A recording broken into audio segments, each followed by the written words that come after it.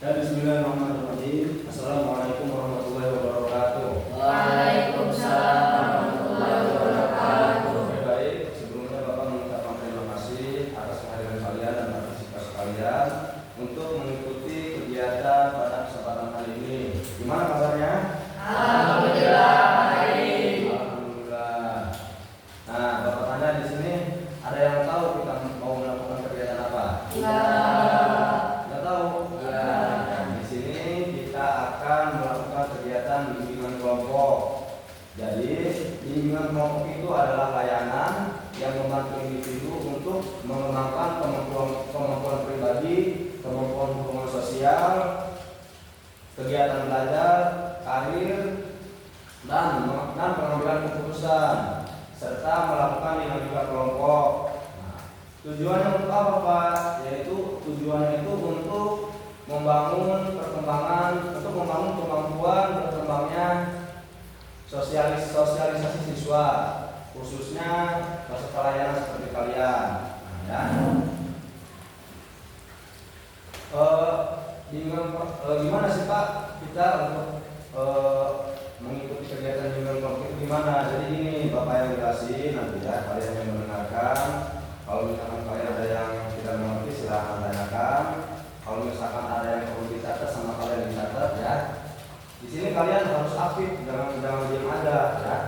Ya karena tadi itu judulnya melakukan dinamika kelompok. Oke? Oke, sebelum Bapak melanjutkan pembahasan, kalian harus tahu dulu bahwa di dalam bimbingan kelompok itu ada asas-asas. Ada 5 asas, tapi Bapak akan meneruskan 3 asas saja. Asas itu adalah prinsip. Jadi asas itu ada 3 yang Bapak jelaskan. Asas keterbukaan. Jadi asas keterbukaan itu adalah asas yang dimana kalian melakukan kegiatan ini secara terbuka. Dalam artian kalian harus terbuka, gak boleh diam aja. Kalau mau bertanya, tanyakan. Kalau misalkan mau mengungkapkan pendapat, kemukakan, jangan diam aja. Oke? Ya. Yang kedua, asas kesukarelaan. Nah, asas kesukarelaan itu adalah asas yang dimana kalian harus bersukarela datang ke sini melakukan kegiatan kelompok ini. Nah, Bapak tanya, apakah kalian sukarela datang ke sini? Ya. Oke, baik, bagus. Yang terakhir adalah asas kerahasiaan. Jadi asas kerahasiaan ini adalah asas yang dimana ketika ada teman kalian yang di luar, ada siapa aja pokoknya yang di luar dari kegiatan ini, kalian usahakan jangan membocorkannya ya. Oke? Takut nanti katanya misalkan ini ditanya sama Bapak belegap-belegap katanya. Kan malu nanti ya. Itu harus dirahasiakan sama kalian ya. Oke, bisa dipahami seperti itu? Siap, bisa. Ya, terima kasih. Oke, sebelum kita melanjutkan ke tahap berikutnya, alangkah baiknya kita berdoa terlebih dahulu supaya kegiatan ini bermanfaat untuk kalian ya. Oke, di sini siapa yang mau memimpin doa silakan, angkat tangan. Saya. Oke, silakan. Silakan.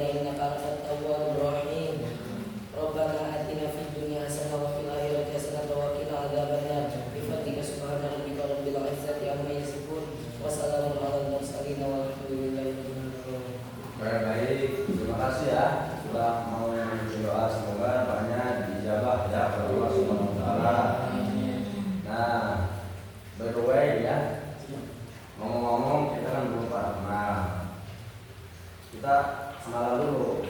Ada peribahasa mengatakan kalau tak kenal maka Sayang. sayang, ya. Makanya kita harus saling mengenal.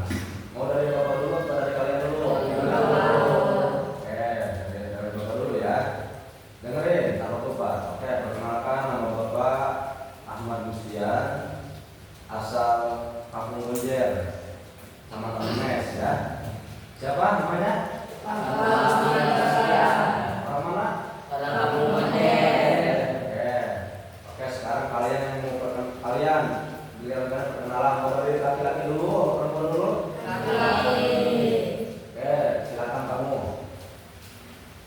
Perkenalkan, nama saya Muhammad Maulidi Fatul Rizki, kelas 8 KHS 1, asal Cigalang, Kecamatan Cisarua. Ya, lanjut. Perkenalkan, nama saya Keras suaranya, ya. Maulana Nasir, kelas 8 KS 1, Kampung Kadukombong, Kecamatan Menes. Ya, Perkenalkan, nama saya Muhammad Ali Fari, dari kelas 8 KHS 1, asal Semesti. Perkenalkan, nama saya Nadia Reza Samadiyam, biasa dipanggil Nadia, dari kelas 8 KS 1, asalnya dari Kampung Kadugan, Indonesia. ya, saya dengarkan. Perkenalkan, nama saya Nadwa Diana Tampa, biasa dipanggil Nadwa, kelas 8 KS 1, asal Kampung Kadugan, Kecamatan.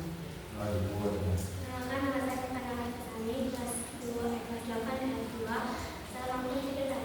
Ya, lanjut. Perkenalkan, nama saya Dewi Rahmat Nisa, kelas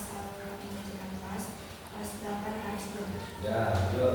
Perkenalkan, nama saya Yosita Indra Sabina, kelas 8 KS 1, Sawal Polosan. Perkenalkan, nama saya Muhammad Muhammad Arabi, kelas 8 KHS 1, asal Purwokerto. Ya, lanjut.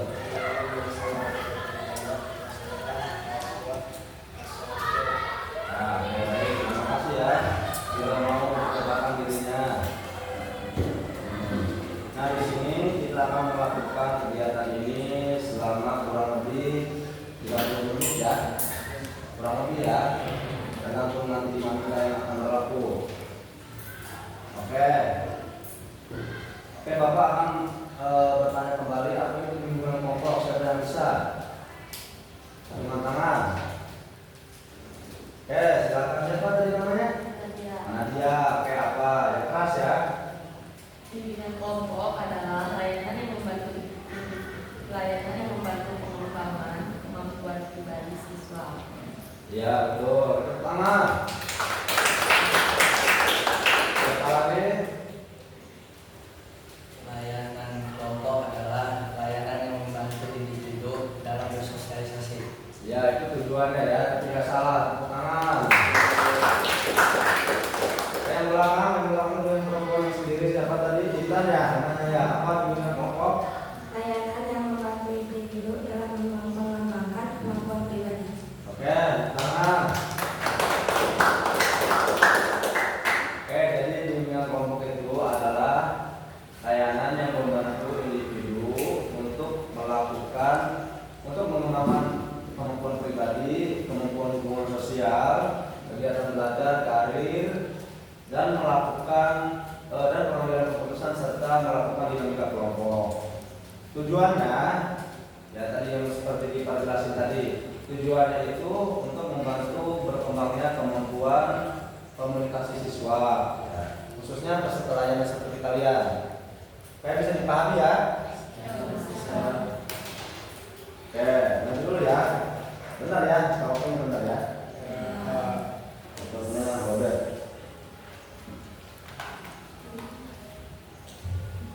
Oke, kita lanjut. Oke, apakah kalian sudah siap untuk melakukan kegiatan ke tahap berikutnya? Siap. Semangat dong, biar lo juga semangat. Siap? Siap. Oke. Nah, Bapak kasih tahu di sini kita ada topik bebas. Topik bebas itu kalian yang mengungkapkan, kalian yang ngasih idenya. Nah, terus ada topik tugas. Topik tugas itu Bapak sendiri yang membuat materi untuk kalian. Di sini kita memakai topik tugas yang dimana kita disiapkan oleh Bapak. seperti itu ya.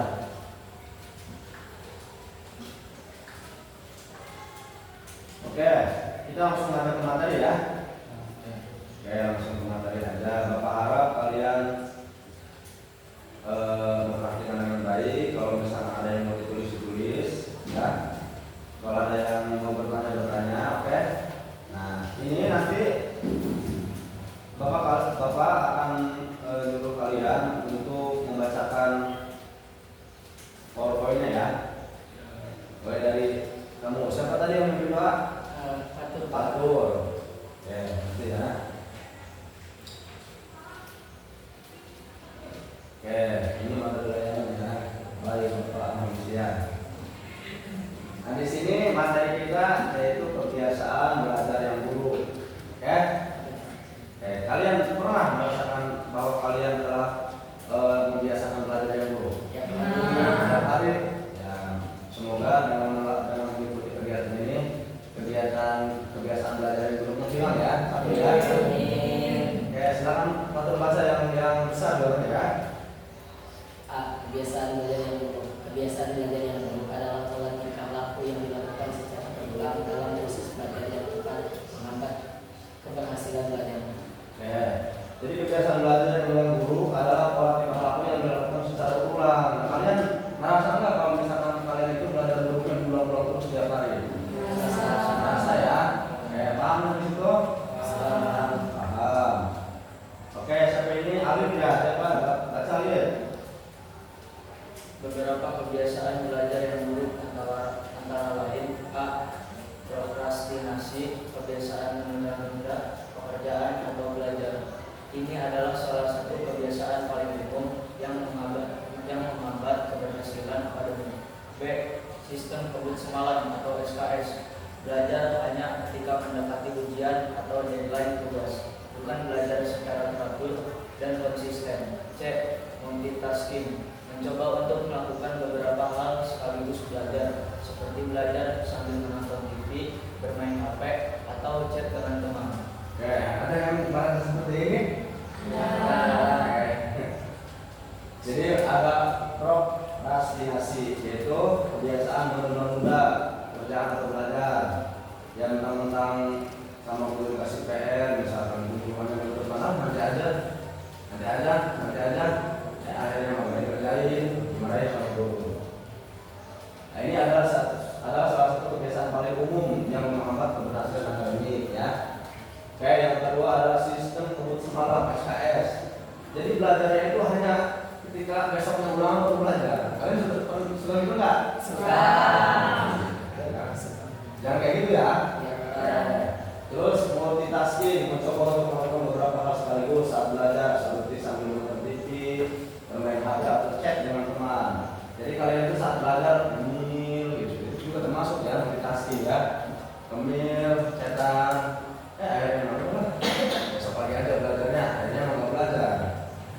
Jadi ini ya 3 prokrastinasi, sistem kebut semalam atau SKS, yang terakhir multitasking. Oke, bisa dipahami? Oke, siapa ini? Lanjut.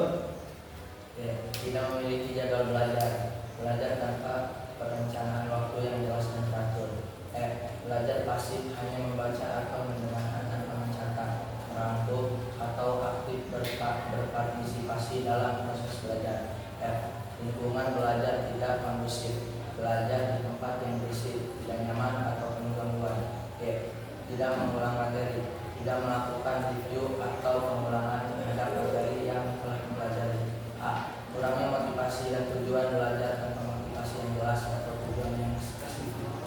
Nah, jadi ini ya, tidak memiliki jadwal belajar. Jadi kalian itu tidak memiliki jadwal belajar. Misalkan jam segini belajar, pulang sekolah, jadwal belajar, pisahin ada jadwal belajar, jadwal makan, kan makan juga ada jadwalnya kan? Jadwal tidur, pisahin. Jadi supaya terstruktur nanti belajarnya. Oke?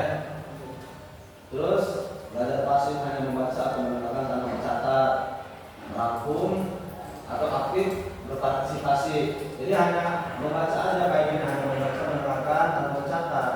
Seperti apa yang telah Bapak ucapkan dari awal, bahwa apa yang harus dicatat kalian catat ya. Oke? Terus aktif berpartisipasi. Jadi berpartisipasi itu kurang aktif, orang yang pasif, kurang aktif, kurang menjawab pertanyaan, kurang mengungkapkan ide. Itu dinamakan belajar pasif. Terus lingkungan yang tidak kondusif, belajar yang di tempat berisik, tidak nyaman atau penuh gangguan. Belajar di tempat berisik, Bapak tanya kalau misalkan kalian belajar di tempat berisik, terganggu nggak? Fokus nggak? Fokus ya. Ya tidak nyaman, misalkan belajar di tempat rumah yang kosong misalkan. Kalian nyaman nggak? Enggak. Oke. Tidak mengulang materi, jadi materinya itu tidak di review, tidak diulang-ulang, tidak di murojaah gitu ya. Ya. Jadi makanya harus sering berreview atau murojaah. Oke. Terus kurangnya motivasi dan tujuan, belajar tanpa motivasi yang jelas, belajar tanpa motivasi yang jelas atau tujuan spesifik. Jadi kalian itu harus ada motivasi. Jadi motivasi belajar itu misalkan saya di sini sekolah adalah harapan orang tua, di sini saya ingin membantu orang tua, ada orang tua yang lagi menunggu kesuksesan kita di sini, menunggu kita aktif, menunggu kita lebih berakhlak kepada orang tua. Orang itu menunggu itu. Jadi kalian harus menerapkan motivasi itu di dalam diri kalian sendiri. Ya, bisa paham ya? Oke, lanjut. Ya, siapa nanya Nadia? Dampak kebiasaan belajar dulu. A. Prestasi akademik rendah. Kebiasaan belajar yang buruk dapat menyebabkan pemahaman materi yang tidak optimal dan nilai yang tidak memuaskan. B. Stres dan kecemasan. Belajar dengan sistem tubuh semalam atau tidak teratur dapat menyebabkan stres dan kecemasan berlebihan. C. Pemborosan waktu dan energi. Kebiasaan seperti prokrastinasi dan multitasking mengakibatkan pemborosan waktu dan energi. D. Kurangnya pemahaman mendalam. Belajar yang tidak efektif menyebabkan pemahaman yang dangkal terhadap materi pelajaran. E. Motivasi belajar menurun. Tingkat keberhasilan yang terus-menerus dapat menurunkan motivasi belajar siswa. Oke. Jadi prestasi akademik rendah sudah jelas ya. Kalau misalkan belajarnya ada malas, kebiasaan belajarnya yang buruk, ya pasti prestasi akademiknya rendah ya. Ya. Jadi jangan harap orang yang 1 ranking 2 ranking 3 ya. Itu mimpi gitu, kayak gitu. Oke. Yang kedua, stres dan kecemasan. Belajar dengan sistem tubuh semalam. Kalian tenang nggak kalau misalkan belajar semalam, besoknya mau UAS baru belajar malam itu? Kira-kira bakal masuk nggak ke otak itu? Ya, susah ya. Ya. Kemudian pemborosan waktu dan energi. Nah, kebiasaan seperti prokrastinasi. Ya tadi itu prokrastinasi itu menunda-nunda. Terus ada multitasking itu ketika belajar mencampur adukan dengan game HP, ngemil makanan sampai terus belajarnya. Oke? Yang kedua, kurangnya pemahaman mendalam. Belajar yang tidak efektif menyebabkan pemahaman yang dangkal terhadap materi pelajaran. Jadi kalian kurang fokus akibatnya pemahamannya itu kurang mendalam, kurang terserap oleh kalian. Kemudian motivasi belajar menurun, tidak berhasil yang terus-menerus dapat menunjukkan motivasi belajar.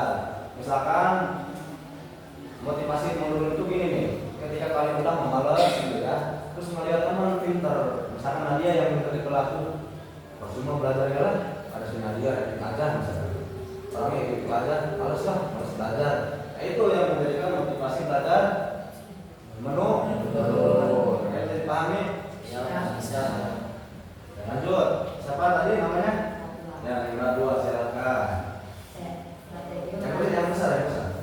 Strategi mengatasi kebiasaan belajar buruk. A. Membuat jadwal belajar yang analitis. Buat jadwal belajar harian dan mingguan. Tentukan waktu belajar yang konsisten.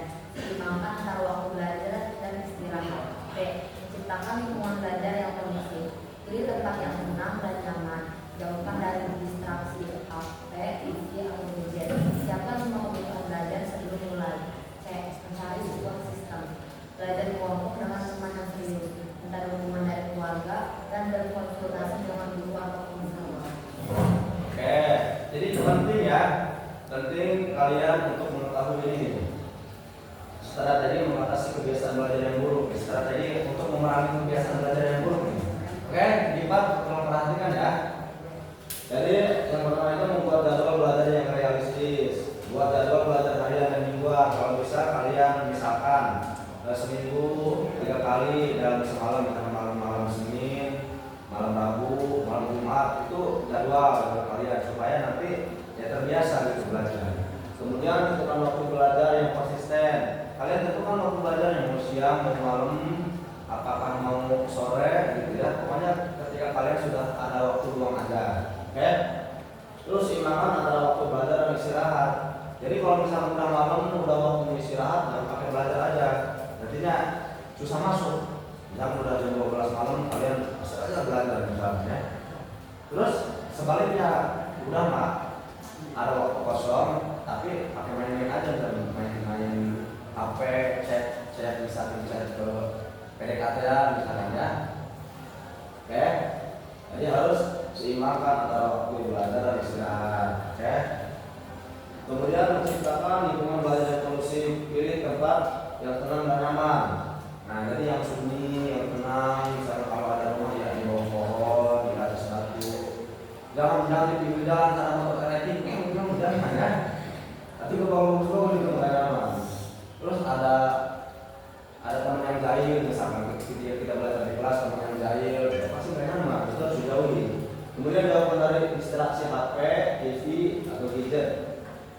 Jangan terlalu banyak dekat sama HP, jangan terlalu banyak dengan dekat sama TV, ini nggak fokus. Jadi fokusnya itu terbagi-bagi antara belajar dan lihat HP dan TV. Terus siapkan semua kebutuhan belajar sebelum mulai, seperti ATK, ya, pokoknya semua kebutuhan belajar ya. Terus dari support system belajar kelompok dengan teman yang serius. Jadi belajar kelompok, musyawarah gitu, misalkan rumus ini, Nadia sama Rafa misalkan belajar rumus ini. Itu belajar kelompok namanya ya, ajak nanti sini. Jadi teman yang serius, jangan ajak teman yang suka bercanda. Jangan ada teman yang menghibah misalnya. Ya jangan ada apa? Jangan pakai mereka sendiri. Kemudian ada dalam keluarga itu pasti ya. Berkonsultasi dengan guru atau konselor. Ini konselor itu seperti bapak ya. Konselor itu seperti bapak. Kalau guru itu jangan guru kayak guru novel gitu, guru kitabnya, biologi ya. Kalau misalnya guru konselor ya seperti bapak ini. Bisa dipahami? Ya lanjutkan. Siapa tadi? Siapa ini namanya? Neng Sapana silakan. D. Pengembangan kebiasaan belajar yang efektif. A. Konsistensi. Lakukan kebiasaan belajar secara konsisten selama minimal 21 hari untuk membentuk kebiasaan. B. Reward system. Berikan penghargaan kecil untuk diri sendiri setelah mencapai target belajar itu. C. Monitoring dan evaluasi. Pantau kemajuan dan evaluasi keberhasilan strategi yang diterapkan. Oke, perhatikan ya. Jadi pengembangan kebiasaan belajar yang efektif. Konsistensi, lakukan kebiasaan baru secara konsisten selama minimal 21 hari untuk membentuk kebiasaan. Jadi Bapak pernah melihat dalam riset seseorang bahwa membangun kebiasaan itu waktunya minimal 21 hari. Mau kebiasaan buruk, mau kebiasaan jelek, itu terbangunnya itu, terciptanya itu selama 21 hari. Kalau misalkan kalian terpaksaan aja main HP, kalau belajar selama 21 hari, masalahnya nanti jadi kebiasaan kalian. Kalau misalkan sekali kalian rajin ngapalin, rajin belajar, rajin kerja kelompok dengan teman-teman serius selama 21 hari, nanti jadi kebiasaan, ya, gitu ya. Jadi dipahami? Ya. Kemudian reward system, memberikan penghargaan kecil untuk diri sendiri setelah mencapai target belajar. Nah, jadi kalau misalkan tapi Sapana mau rajin belajar lah, semoga nanti ranking 1 gitu ya.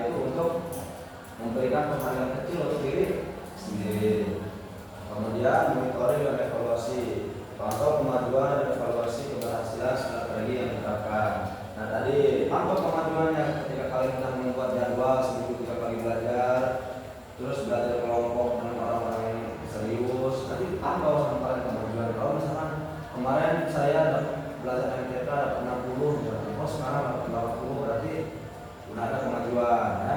Oke, kalau misalkan ada kemajuan tadi itu berikan penghargaan kecil untuk diri sendiri. Bisa dipahami?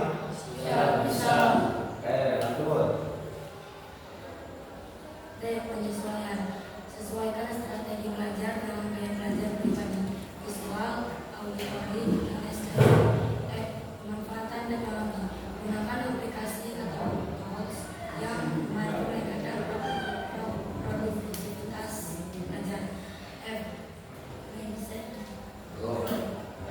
Kembangkan pola pikir bahwa kemampuan belajar dapat diwujudkan dengan usaha. G. Self-care. Jaga kesehatan fisik dan mental dengan gaya pola makan sehat, tidur cukup, dan aktivitas yang menyenangkan.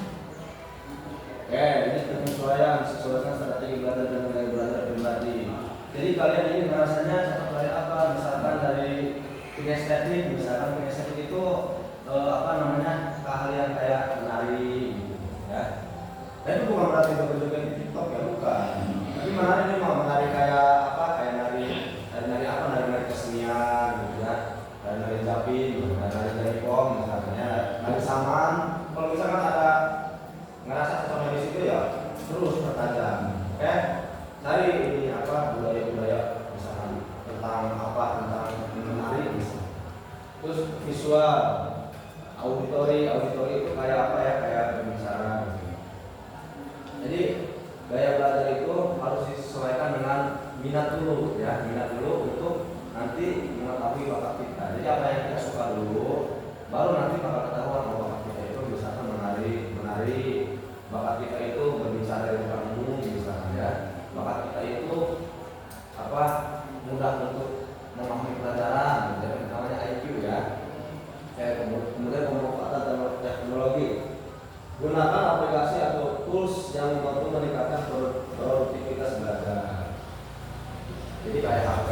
Jadi HP itu tidak hanya untuk digunakan untuk TikTokan, video call PDKT ya, cetak di grup misalkan kirim stiker yang larang itu ya. Jadi gunakan teknologi kayak laptop, gunakan belajar untuk membuat PowerPoint ya, membuat belajar. Kemudian bisa growth, kembangkan pola pikir bahwa kemampuan belajar dapat ditingkatkan dengan usaha. Jadi di sini kalian mindset kalian itu berubah, pola pikir kalian itu berubah. Jadi mau bagaimanapun kita mau ngerasa apa-apa, kalau misalnya dengan diiringi dengan usaha, ya pasti ada peningkatan, pasti ada hasil. Kalau misalkan segala sesuatu diiringi dengan usaha. Kemudian self care, jaga kesehatan fisik dan mental dengan pola makan sehat, tidur cukup, dan aktivitas yang menyenangkan. Jadi ketika kalian sudah belajar, jaga kesehatan fisik. Ya, karena kesehatan fisik itu adalah kendaraan untuk kita belajar. Jadi kesehatan itu untuk belajar kita ya, kendaraan kita untuk belajar, untuk baik itu fisik kita harus belajar. Kemudian mental itu kayak apa ya? Kayak kalian jangan selalu mengatakan apa-apa orang, atau misalkan kata orang ini begini, mental kalian tidak apa ya gitu. Nanti kamu belajar ada omongan orang lain ya. Kemudian pola makan itu penting, 1 hari 3 kali. Dalam ketika belajar, kalian belum makan, misalkan masuk angin, akhirnya belajarnya nggak konsisten, itu sama sakit. Kemudian tidur yang cukup, itu cara saya jangan lebih dari 10 malam. Di dalam riset juga mengatakan bahwa tidur kurang dari 10 malam itu selain membantu otak untuk lebih stres, tidur di bawah 10 malam itu mengganggu pencernaan kulit. Jadi wajah itu berurat, nggak kusut juga nggak bisa gitu ya. Kalau bahasa kita nggak bisa. Beda orang yang suka begadang, maksudnya begadang, di belakang ngantuk, lemah. Kalau misalkan tidurnya cukup ya bagus, tidurnya bagus, awalnya bagus, stres, orang stres. Dan aktivitas yang menyenangkan. Jadi kalian jangan belajar tiap hari. Jadi kalian juga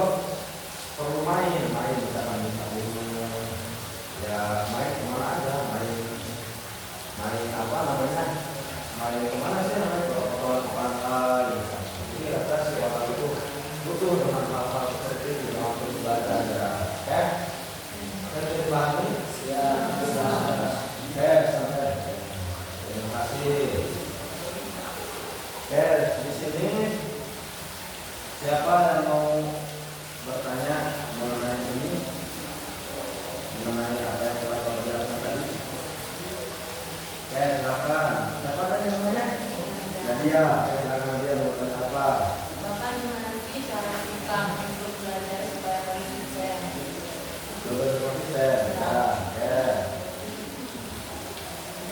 Ya, Bapak jawab ya. Ini tadi sudah kalian baca di dalam strategi mengatasi kegagalan.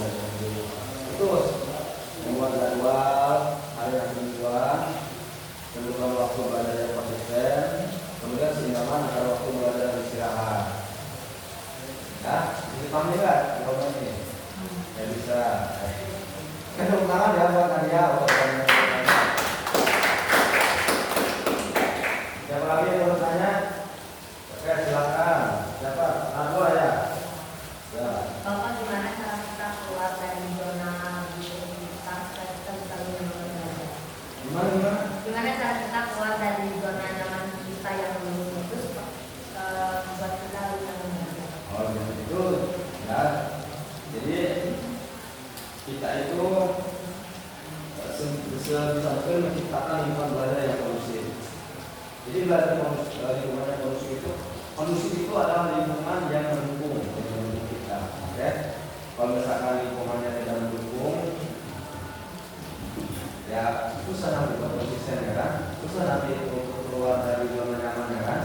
Susah untuk keluar dari kebiasaan dulu ya kan. Oke. Itu ada pilih tempat yang nyaman. Kayak dipanggil apa ya? Dijauhkan dari distraksi HP, buku. Kemudian siapkan semua kebutuhan belajar sebelum mulai. Ketika kita cuma menyiapkan, ya otomatis di dalam alam bawah sadar kita juga akan mau tidak mau untuk menciptakan belajar seperti itu. Jadi dipahami ada ya? Bisa. Oke, siapa yang mau bertanya? Laki-laki.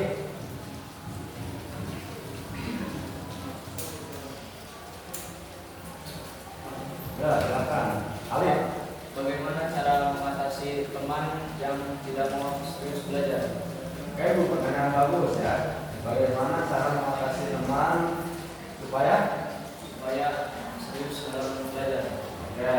Kayak yang pertama kita kasih pandangan dulu sama teman. Kita itu di sini gitu. Sama orang tua suruh sekolah, suruh belajar, orang tua juga kan membiayai kita. Masa kita bersama-sama aja nggak serius belajarnya? Kalau kamu sayang sama orang tua, ya belajarnya yang serius gitu. Itu ya dengan memberikan pandangan itu terlebih dahulu. Kemudian kalau misalkan orang itu masih tidak serius aja dalam belajar, ya kasih contoh sama kita, ya kasih contoh bahwa kalau misalkan ketika si temannya ketika belajar kelompok misalkan ada yang nggak serius, nah kasih contoh sama kita dengan keseriusan belajar kita. Nanti orang tersebut, orang yang tadinya bercanda-bercanda aja nanti akan berpikir bahwasanya teman-teman itu serius belajar, masa saya enggak? Nah, seperti itu ya. Kali belum puas, kalau belum puas silahkan tanyakan lagi. Puas, bisa dipahami ya? Siapa lagi yang mau bertanya? Oke, siapa yang Gimana sih caranya supaya kita belajar itu nggak males, semangat terus, suka sama pelajarannya? Pelajarannya?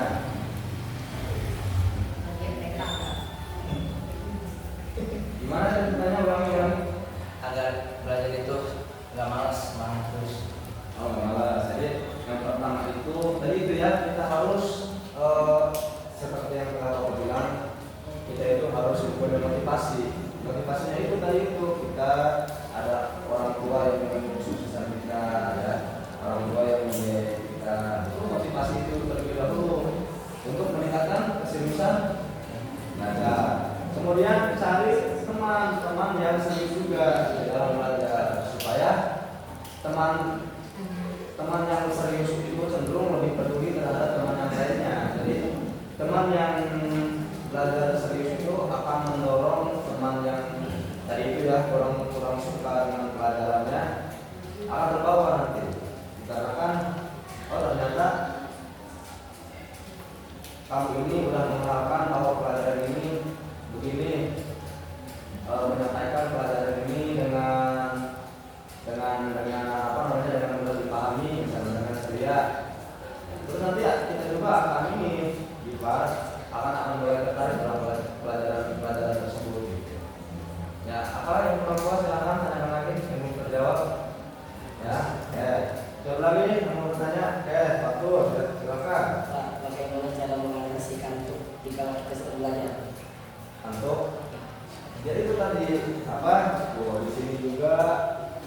mana tadi? Tuh ada self care ya. Jadi peduli terhadap diri sendiri, self care ya. Peduli diri sendiri. Jadi jaga kesehatan fisik, mental dan pola makan, tidur yang cukup tuh, ya. Dan aktivitas yang menyenangkan. Jadi kalau misalkan atur ngantuk di dalam ketika belajar ya itu jaga kesehatan fisik, jangan terlalu capek, misalkan ya. Misalkan besok mau belajar, malam main futsal misalnya. Capek nggak fisiknya? Ngantuk pasti kan kelelahan. Terus tidurnya nggak cukup misalkan jam 2 malam baru tidur gara-gara main ML misalnya. Itu akan menimbulkan ngantuk enggak? Ngantuk ya. Jadi self care, peduli terhadap diri sendiri, oke? Ya, sudah paham ya? Oke, silakan. Proses lagi yang mau bertanya. Oke, Intan. Pak, gimana kita nggak ada support system?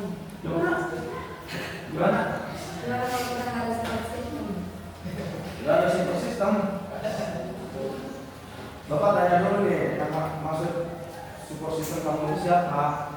PDKT.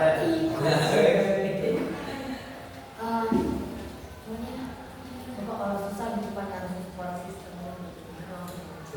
Kurang dekat sama orang tua. Oh gitu.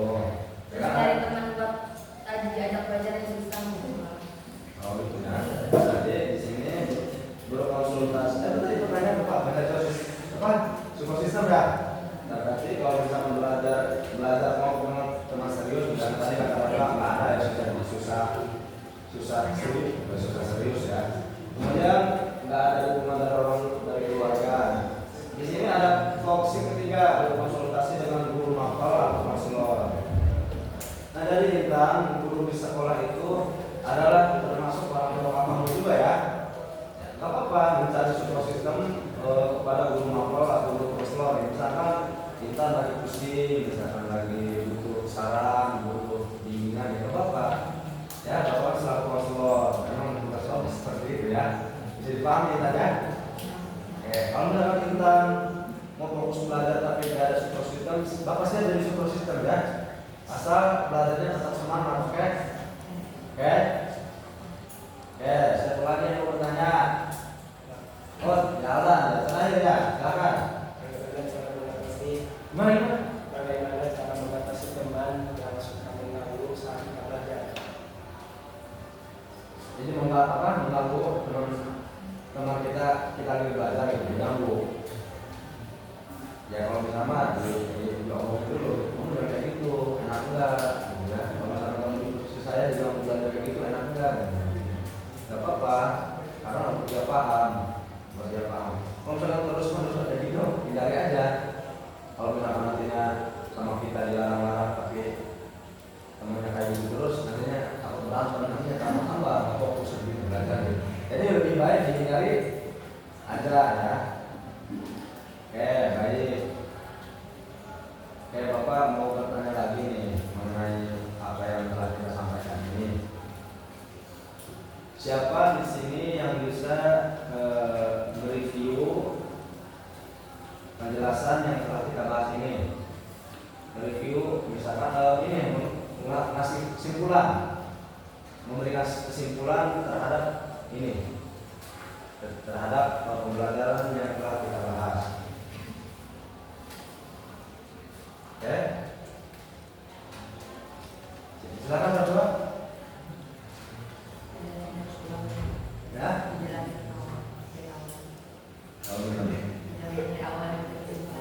Ini nggak kesimpulan. Oh jadi biasa belajar ini. Ya disimpulkan misalnya disimpulkan. Intinya.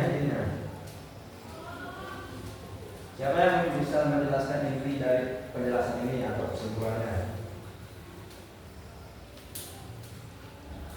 Oh mungkin kalian, ya silakan. Lalu menjelaskan belajar yang lain. Ya apa? Bagus.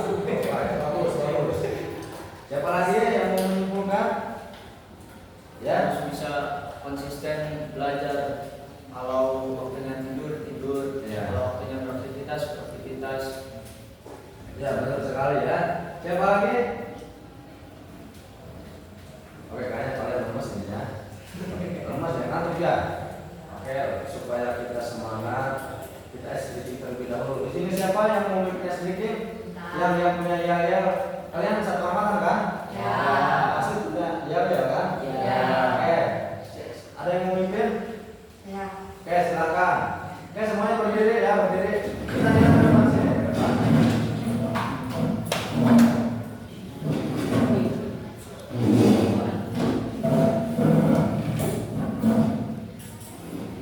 Ya. Saya mulai. Kobra. Mania. Kobra. Mania. Cikidap, cikidap. Hey, hey. Cikidap, cikidap. Hey, hey. We are the Cobra.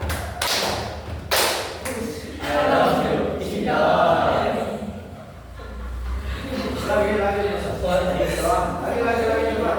Ente sepak bola Tunes. Bisa luar biasa Allah Akbar. Beranak Islami, intelektual, semangat, aktif. Terus.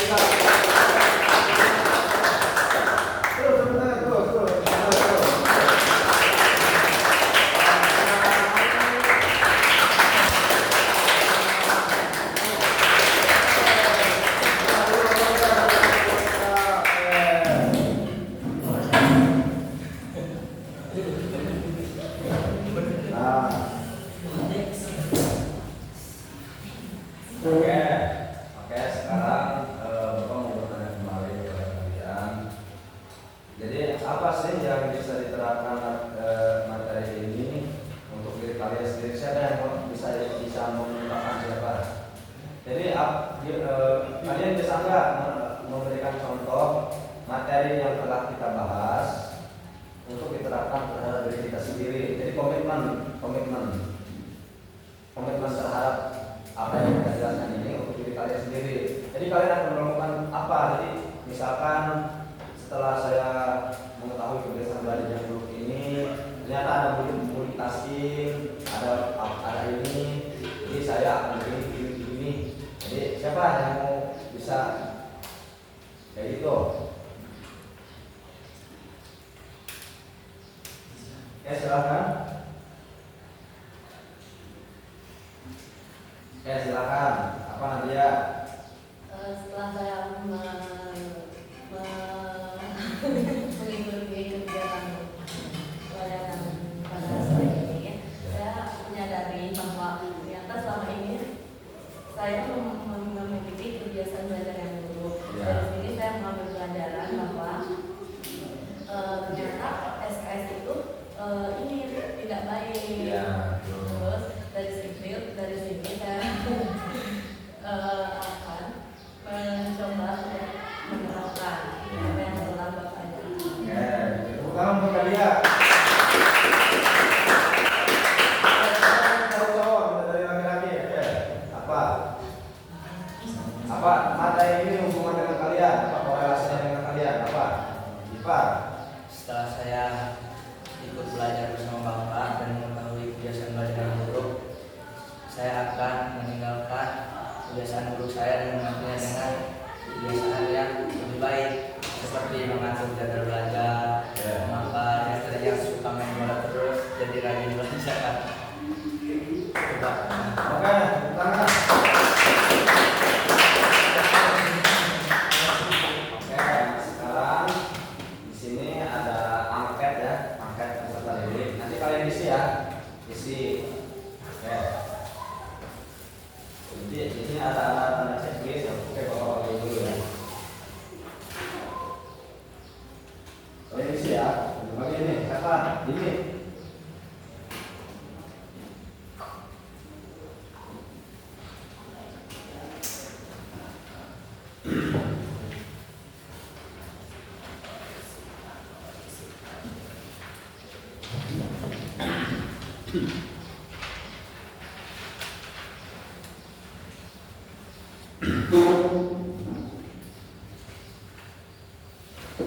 Oke, semuanya kalau pegang.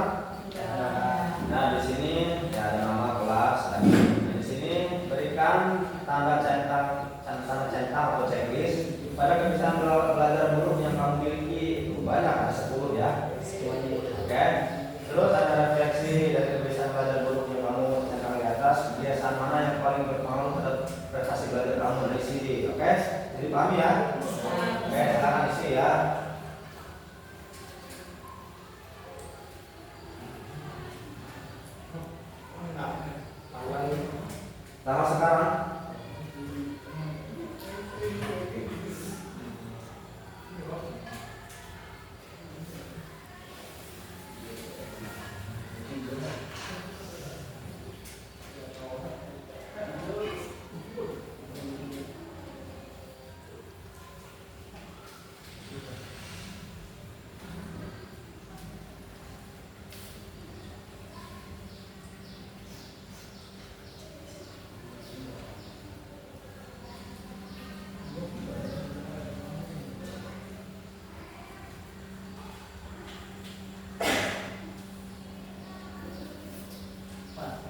Terdistraksi apa?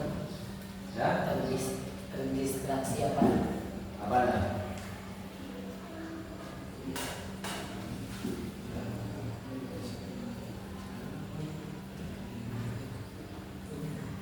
Transaksi. Terdistraksi. Oh ini apa? Berinteraksi. Ya.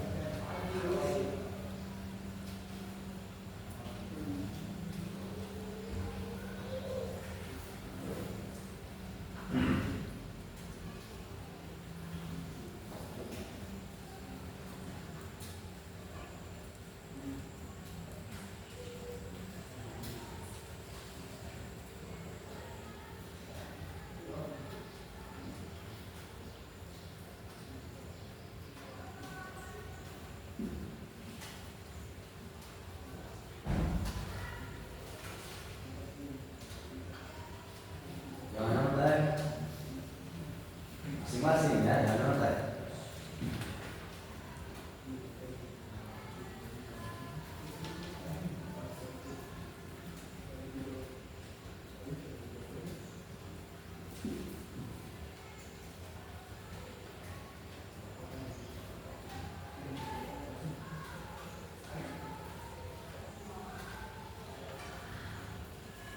Pak, kalau misalnya kadang-kadang Isi aja.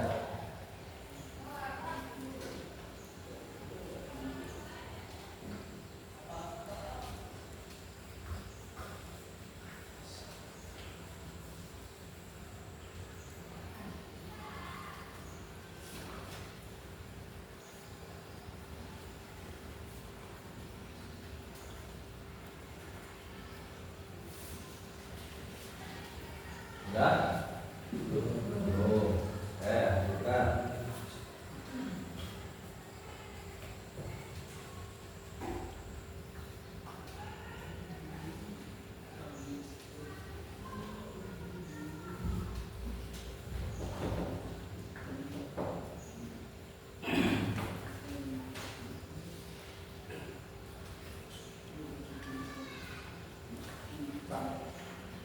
Yang refleksi yang bulat bagaimana dampak biasa tersebut terhadap hasil bayaran selama itu artinya Jadi bagaimana dampak pemeriksaan? Misalkan Aldan suka belajar namanya ini SKS misalnya ya, sistem komput semalam.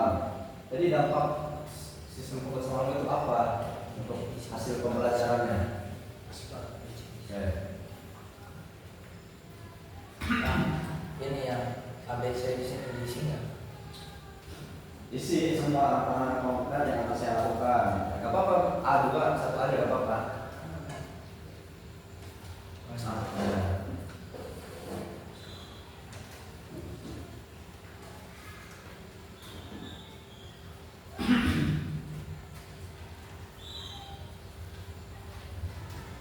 Komponen berarti Pak. Komplit. Komponen itu komplit, kompleks.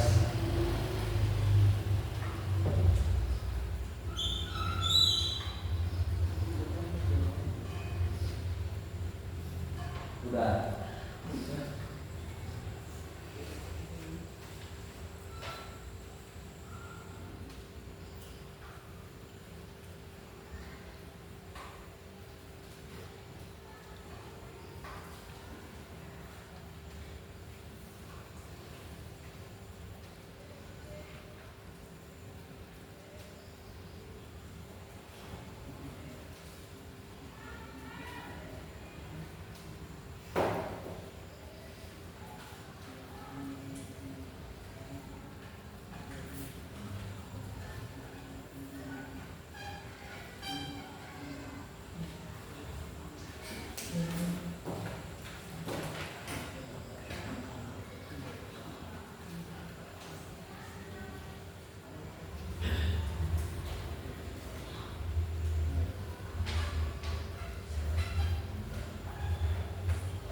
Sudah.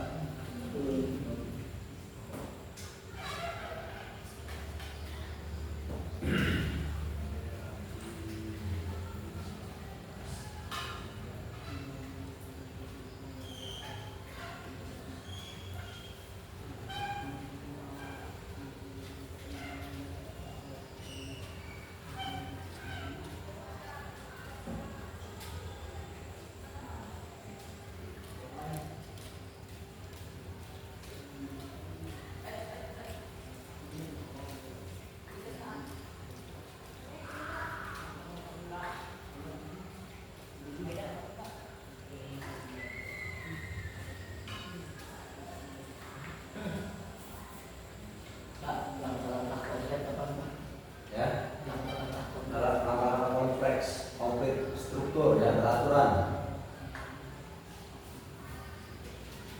Kalau ngomongin semangat belajar, sebenarnya kalau dalam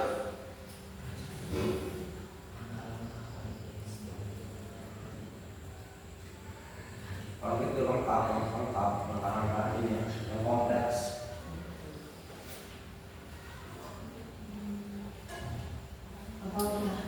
Udah, udah boleh ditemukan di sini.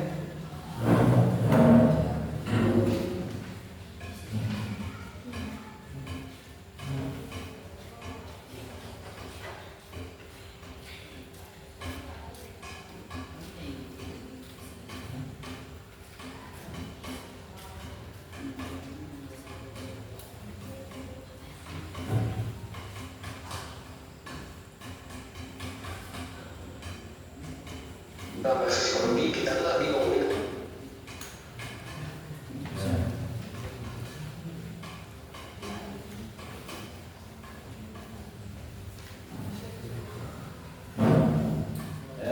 Oke, silakan.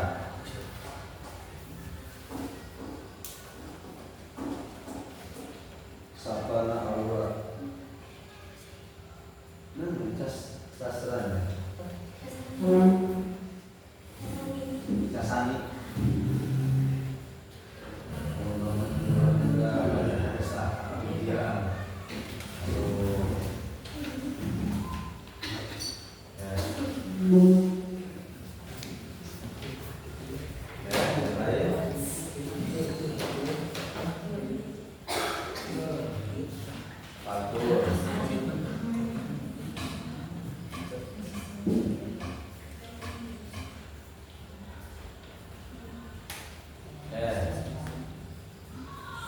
Aldan.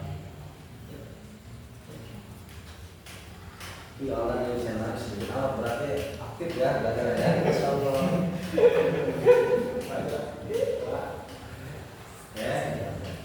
Nadia udah.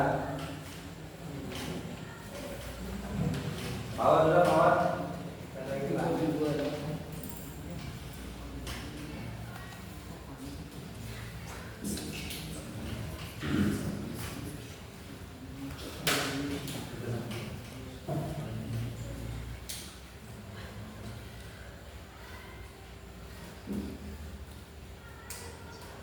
Udah juga checklistnya sedikit ya.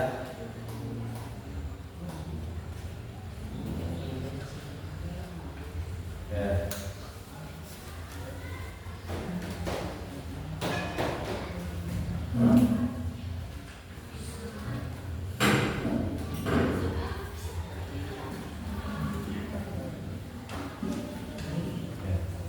Baik, di sini sehubungan dengan judulnya apa tadi? Kebiasaan belajar. Nah, di sini Bapak akan memberikan kalian tontonan supaya menjadi tuntunan ya, yaitu dengan judul cara agar semangat dalam belajar. Ya. Jadi kalian dengerin baik-baik, perhatikan baik-baik, pahami supaya nanti kalau berpikir kalian itu mendalam benar ya. Perhatikan ya.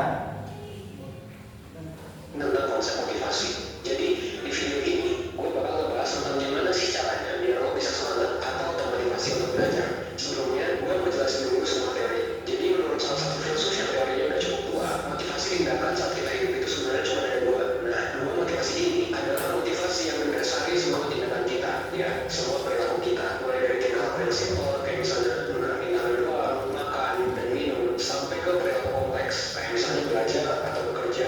Terus jenis motivasinya apa aja sih? Nah, motivasi yang pertama adalah kita melakukan sesuatu untuk menghindari penderitaan. Sedangkan jenis motivasi yang kedua adalah kita melakukan sesuatu untuk mendapatkan kebahagiaan. Kita tuh melakukan sesuatu cuma karena dua alasan tersebut berdasarkan teori tersebut. Nah, contoh hal yang dilakukan untuk menghindari penderitaan bagi gue adalah misalnya nih, buang air besar, buang sampah, beli telur ke warung, ya ini maksudnya minta ampun sih. Terus minum obat, melakukan hiburan, dan terjemput adik, dan lain-lain sebagainya. Nah, di sisi lain, contoh hal yang dilakukan untuk mendapatkan kebahagiaan bagi gue adalah main Dota, traveling, hunting foto, kencan, main gitar, ngerokok, dan lain sebagainya. Dan setiap orang pastinya punya kotak-kotak tersendiri untuk mendapatkan motivasi tindakannya. Ada banyak hal yang masuk ke kategori menghindari penderitaan bagi sebagian orang, tapi oleh sebagian orang lain dianggap sebagai tindakan untuk mendapatkan kebahagiaan. Nah, Contohnya adalah belajar. Ada orang yang belajar untuk menghindari penderitaan, dan ada juga orang yang belajar untuk mendapatkan kebahagiaan. Ada orang yang belajar karena rasa ingin tahu tentang dunia. Ada juga orang yang belajar karena passion terhadap suatu ilmu tersebut. Dan ada juga yang belajar karena ingin having fun, ya karena menurut mereka belajar itu menyenangkan. Tapi ada juga yang belajar karena terpaksa, karena disuruh orang tua, karena obsesi akan PTN tertentu, atau karena membutuhkan pengakuan orang lain. Tapi yang lo harus tahu adalah ada rumus tentang motivasi yang berlaku untuk semua orang. Tindakan yang dilakukan atas motivasi untuk mendapatkan kebahagiaan itu selalu ngasih kepuasan yang lebih dibandingkan tindakan yang dilakukan atas motivasi menghindari penderitaan. Kalau lo gak semangat belajar, mungkin buat lo belajar adalah menghindari penderitaan. Lo sendiri yang dengan sadar menempatkan belajar dalam otak itu dan memandang belajar adalah sesuatu yang melelahkan, membosankan, dan harus diselesaikan. Itulah kenapa lo gak bahagia melakukannya. Karena mungkin aja lo belajar untuk menghindari penderitaan, bukan untuk mendapatkan kebahagiaan. Ini juga lah yang membedakan motivasi menghindari penderitaan dan mendapatkan kebahagiaan. Kalau lo belajar untuk menghindari penderitaan, ya lo menganggap bahwa lo harus belajar. Sedangkan kalau lo belajar untuk mendapatkan kebahagiaan, ya lo belajar karena lo mau belajar gitu, bukan karena harus. Dan perbedaan simpel ini antara mau dan harus tentu ngaruh banget. Akan lebih keren ketika lo belajar karena emang lo mau daripada lo harus. Karena lo gak paksa untuk belajar, karena itu kemauan dari diri lo sendiri. Mungkin ini alasan yang bikin lo jadi gak ikhlas, dan lo pun akhirnya capek, lalu belajar lo jadi gak efektif. Sampai akhirnya lo pun bingung, kenapa sih kerja keras lo selama ini masih kalah sama orang lain. Dan ya hal ini bisa jadi karena lo gak having fun, makanya belajar keras jadi beban buat lo. Ya kalau udah gitu sih, selamat aja menikmati kelelahan dan menjalaninya. Well, sekian video dari gua. Jangan lupa cek video part 2 untuk mengubah motivasi lo tentang belajar. Salam hangat. Oke, bisa dipahami kan? Bisa. Siapa yang bisa menyimpulkan dari dalam pemutaran video tadi? Dia? Ayo Aldan. Harus semangat belajar. Hah? Semangat belajar. Ya. Oke, ada lagi? Dua. Mau menyimpulkan? Di dalam itu ada dua tipe orang yang saja belajar. Yang pertama karena menghindari penderitaan, yang kedua karena mendapatkan kebahagiaan. Nah di video tadi disarankan kalau kita itu belajar itu karena mendapatkan kebahagiaan. Kalau kita mendapatkan kebahagiaan itu ada rasa mau belajar, karena harus belajar. Jadi kalau kita mau belajar itu bukan dari paksaan orang lain atau diri kita sendiri, karena memang kita itu sendiri mau belajar, jadi tidak ada sangkut pautnya dengan keterpaksaan. Jadi mental kita lebih aman ketika belajar. Oke, berarti kalian paham ya, sudah paham ya terhadap apa yang telah dari apa yang telah kau jelaskan dan apa yang telah kau putar dari dalam video ini, paham ya? Oke, dengan berputarnya video ini maka sebentar lagi kegiatan kita akan berakhir. Sebelum diakhiri, Bapak ingin kalian mengumpulkan pesan dan pesan di dalam bimbingan kelompok ini. Siapa yang mau mengumpulkan pesan dan pesan? Coba tangan. Yang mau mengumpulkan pesan untuk menilai kemajuan diri sendiri. Oh misalkan, saya baru tahu bahwasanya tidur itu dapat membangun belajar. Ya. Siapa? Yang mau mengeluarkan pesan. Oke, silakan Mas Wah. Jadi dari bimbingan belajar kali ini, saya menyadari tentang perilaku saya selama ini ketika belajar. Dan dari bimbingan belajar ini, saya juga mendapatkan beberapa saran dan juga layanan untuk bisa lebih baik dalam melaksanakan belajar. Semoga dari bimbingan kali ini kedepannya saya bisa menghindari kebiasaan buruk saya dan membangun kebiasaan buruk dalam belajar. Untuk pesannya, pesan buat kita semua nih. Baik. Pesan buat kita semua, pesannya.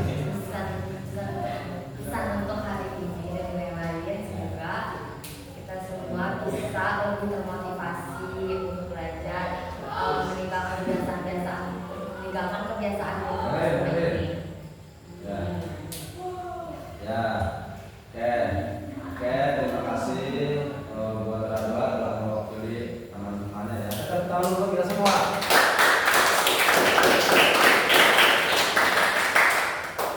Oke, nanti ini sama Bapak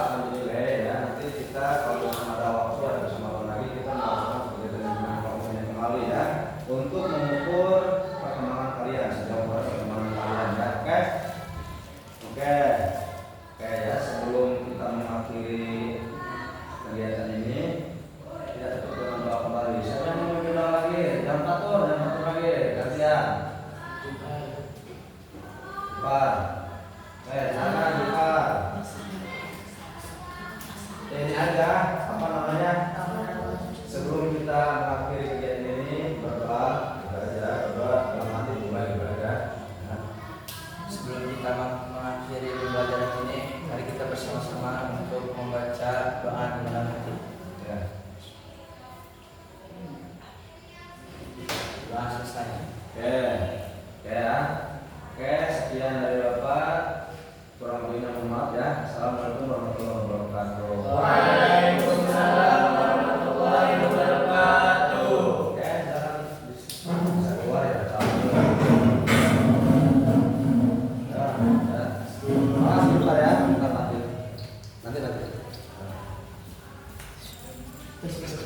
Jangan dulu keluar. Ya. Nanti. Ya, nanti.